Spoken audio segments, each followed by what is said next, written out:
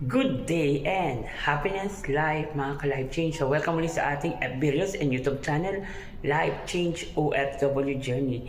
Sa araw na to, I wanted to encourage you, okay? Huwag kang matakot mangarap.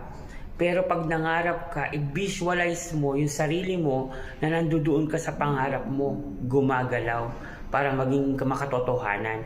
And besides, I believe na pag nangangarap ka, gumagawa ka rin ng mga paraan para matupad ito. Hindi pwedeng nangangarap ka lang nang wala ka namang ginagawa.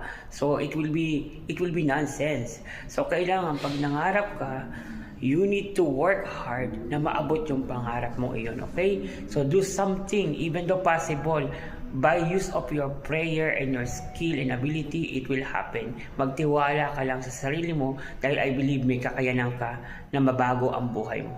God bless from Life Change. Don't forget to subscribe, like, and share, and follow at my YouTube channel too. Thank you.